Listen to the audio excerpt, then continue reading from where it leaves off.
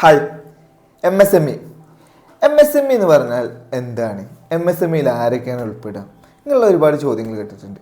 സിമ്പിളായിട്ട് പറഞ്ഞുതരാം. MSME എന്ന് പറയുന്നത് മൈക്രോ സ്മോൾ മീഡിയം എൻ്റർപ്രൈസസ് എന്ന് വെച്ചാൽ മൈക്രോ എന്ന് പറയുന്നത് 1 year below total plant and machinery എക്യുപ്മെൻസിൻ്റെ ഇൻവെസ്റ്റ്മെൻറ്റ് 1 year ബിലോ വരുന്ന, അതുപോലെ അവരുടെ ആനുവൽ ടേൺ ഓവർ എന്ന് പറയുന്നത് 10 CR എബോ പോവാത്തതുമായിട്ടുള്ള കമ്പനികളെയാണ് മൈക്രോ എൻ്റർപ്രൈസസ് എന്ന് വിളിക്കുന്നത്.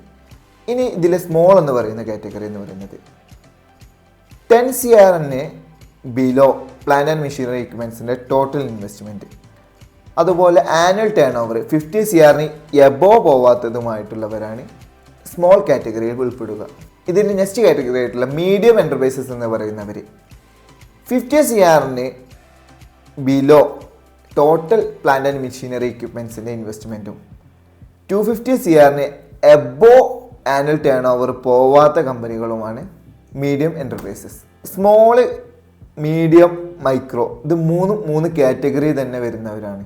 MSME എന്ന് നമ്മൾ സിമ്പിൾ ഒറ്റ വേർഡിൽ പറയുന്നുണ്ടെങ്കിലും അതിൽ 3 കാറ്റഗറി വരുന്നുണ്ട്.